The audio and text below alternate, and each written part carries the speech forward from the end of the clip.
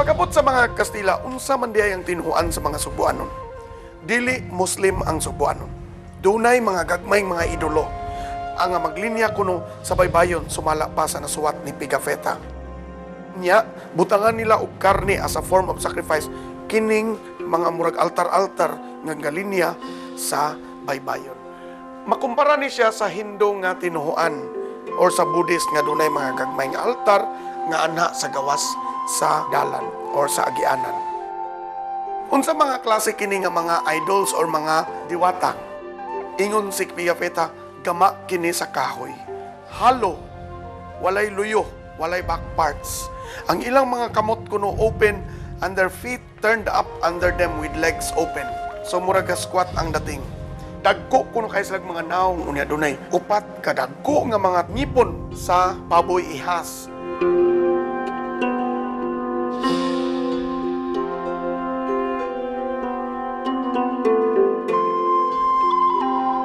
Unsa man ang una gyud nga recorded nga milagro sa Santo Niño?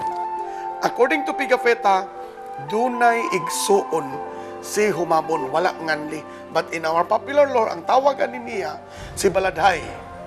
Advisor ni siya or prime minister ni Raja Humabon. Nya bedridden, dili na kalingkod, dili na katindog, naghigda na lang, dili na ka istorya. He was baptized while naghigda na ka, nagtinga na, together with his 2 wives and iyang mga anak na po kabuk babae.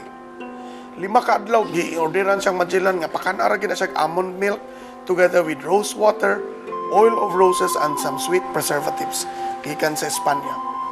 On the 5th day, he recovered his health, after which he ordered the burning of his idols and shrines lining the seashores.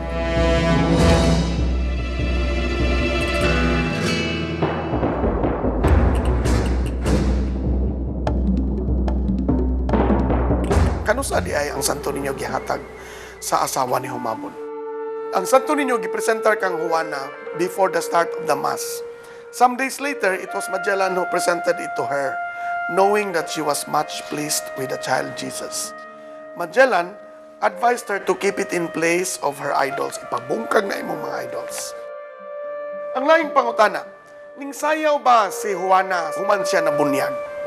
Wala musuwat si Pigafetta ni ini. Apan popular lore has it nga ning sayaw siya. Indeed, ang nasuwat ni Pigafetta nga there was dancing and musical instruments in Sugbo. But this did not happen after the baptism. These instruments consisted of a drum, ingon pang Pigafetta, like the ones in Europe at the time, as well as brass gongs of different sizes, made in China. In fact, after si Magellan nag-audience kang Humabon, niadto siya sa son-in-law ni Humabon nga gibunyagan na og Fernando in honor of the king. Dito dunay 4 ka babae nga nagplay og instrument. Usa ka drum. So naa sa ground drumming murag bongo drums. Nga resting on the ground, more like a bongo drum. A second nga babae nag-strike og 2 ka metallic discs suspended, no? Mura siya agong nga gibitay with a stick wrapped thickly at the end with palm, and I think kuan siya abaka fiber. Ang third, dunay dako kay nga gong in the same manner gibitay gihapon. Ang last one nga babae gagunit og 2 ka gagmay nga murag cymbals, gagmay nga gongs. Kay mura siya cymbals by striking one against the other. Ingon pa ni Pigafetta, those girls were very beautiful, almost like our girls and as tall as our girls also. They have long black hair and wear a short cloth about the head and are always barefoot. And then the prince had 3 quite naked girls in dance for us. So doon nagi sayaw kaniadto. Unsay nahitabo ni Santo Niño paghuman sa pagpatay ni Magellan. 44 years to the date nga namatay si Magellan, ning dunggo ang mga barko ni Miguel Lopez de Legazpi. O bumba-bumba na yun, away, gisunog na niya ang gingharian, kani at this time si Raja Tupas na higada.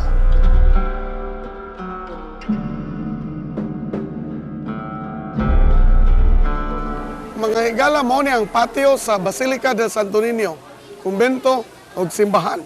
It was here, somewhere here, in 1565, nga giingon ni Miguel Lopez de Legazpi, ang conqueror sa gikan sa Espanya sa iyang suwat ni Haring Felipe II. Dinhi na diskubrihan ang Santo Niño. Gisud siya og pine box giputos og na diskubrihan kini ni Sargento Juan de Camus sa usa ka payag nga wala masunog. The day before gibombahan ni Legazpi ang Sugbo apan dunay balay nga ilang gitan-aw gibisita pagkaugma og didto nakita ang Santo Niño. Karon libo-libo dili lang Sugboanon kundi sa mga lain-laing lugar sa Pilipinas maglinya og mobisita sa milagrosong imahen ni Señor Santo Niño.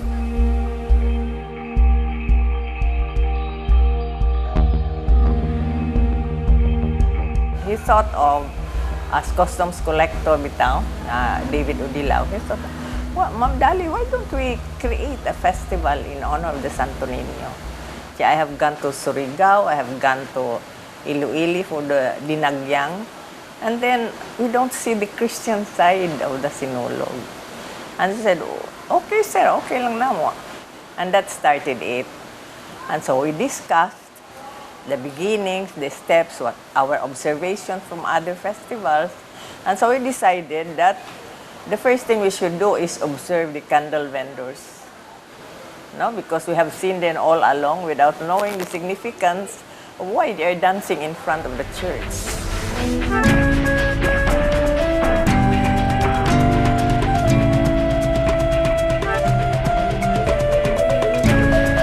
And so we observed them, and aside from that, si Nang Titang from Mabolo, we also interviewed her at the beginnings of the Sinulog, kasi sila man gid nang gaon nag-Sinulog. And so, listening to the candle vendors, we also really wanted first to have the beat. And there are two beats actually being used, the one gamit sa Guadalupe and the one used by Nang Titang. So we observed that, we asked them to demonstrate, and after seeing all these demonstrations, we created our own. And so the first Sinulog that we had, sa Sinulog around the church sa Santo Niño. And then after that, we were asked later to bring it to the streets. And that started it. Pag-perform na mo sa streets, the first thing we did, I think, was choose different interpretations of Sinulog in their own way of interpreting the concept. Inject me a little foreign steps, foreign costume, with the analysis that we had, gikuanan na mo. It was actually becoming very clear on what we would like the Sinulog to be.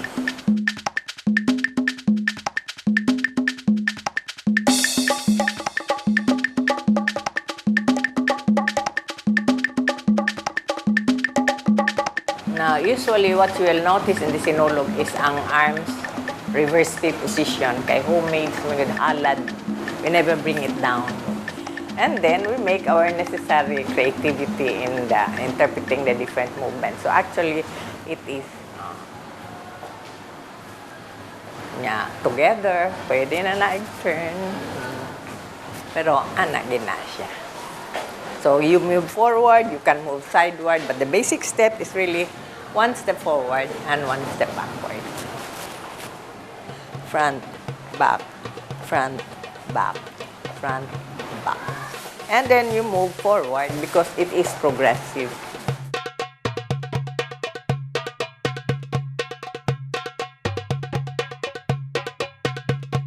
At the very beginning, the performances was a mixture of Christian and tribal dances, no?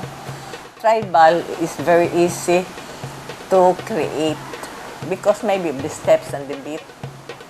But you know, kung Christian ka, you have to have dancers who can interpret it gracefully. Kaya labi na, we are using folk dance steps.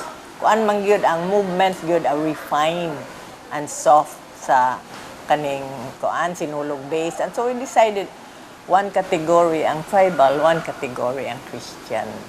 So tribal, we call it free interpretation.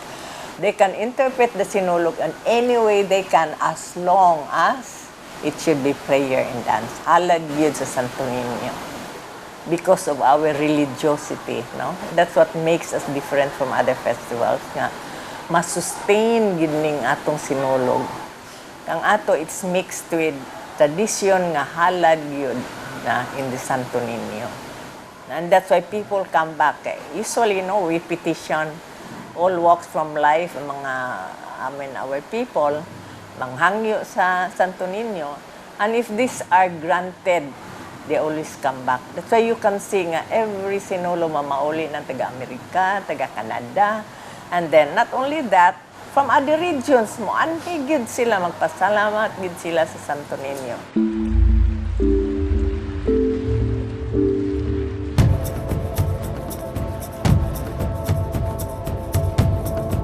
Pila nagkakatuig nagsayaw man? 25 years or more. Kinsa may nagtudlo nimo magsayaw? Ang ako sa mama. Aso siya ang una na gipasa sa imo. Oo. Tudlo niya nga mo ni masinulog ka. Halad sa mga tao nga dunay mga petisyon, mga kahilingan silang kinabuhi. Nya madayon mga ji ka ug amahan namo pahinungod ni Santo Niño. Istorya nila na ang cross sa sulod.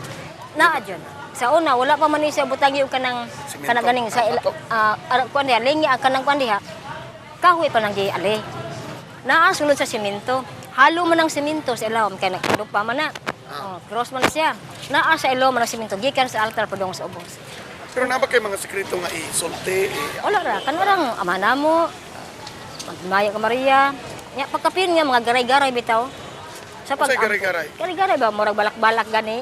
Pasalamat kini sa pamilya ni Jose, inong talag si Jose, na nagatuman sa mga panaad, hinaot mo ta Señor Santo Niño, pinagi si mong pag-uyon sa mong pag-ampo, imo ihatag kani ang grasya iyang gipangayo. Ug Señor Santo Niño, ayaw kawanga iyang gipangayo kani mga grasya. Ang iyang pamilya, tagag may lawas, tagagtas kinabuhi. Mao na among pag-ampo.